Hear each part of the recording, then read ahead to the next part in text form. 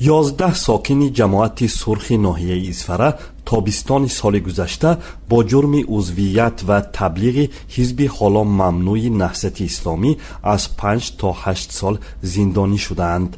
اما نزدیکان محکوم شده ها میگویند همگی یک نفری آنها و در گذشته عضو حزب نهضت اسلامی تاجیکستان بوده بعد منع فعالیت این حزب از عضویت دست کشیده است.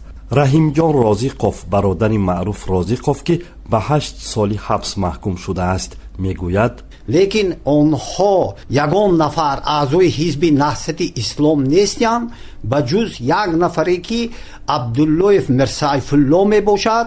او هم هنگامی من کردنی حزب نهضت اسلام عریضه نویسته با خواهش خودش از حزب نهضت اسلام دست کشیده است.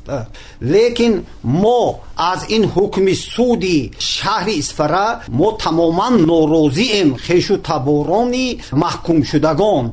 مرادبک فاضلبکوف وکیل مدافع این افراد روز 21 فوریه گفت شکایت نظارتی خود را به دادگاه عالی جهت بیکار نمودن حکم دادگاه اسفره و بازبینی پرونده گروهی 11 نفری 2 هفته پیش ارسال نموده هنوز پاسخ نگرفته است.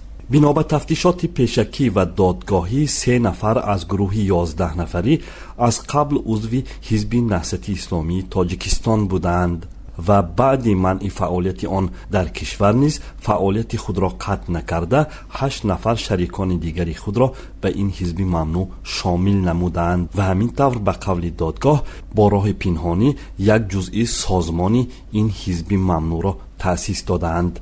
یک منبع نزدیک به بازبینی دادگاهی پرونده این افراد در دادگاه شهر اسفره گفت که محکوم شده ها در محل زیستشان در دهه سرخ ناحیه اسفره در گپخانه پنهانی جمع آمد می آراستند و به دیگران عقیده افراطگرایانه حزب مذکور را ترغیب می کردند. فعالیت حزب نهضت اسلامی تاجیکستان بعد آشوب عبدالحلیم نظرزاده معاون سابق وزیر دفاع در ماه سپتامبر سال 2015 ممنوع گردید.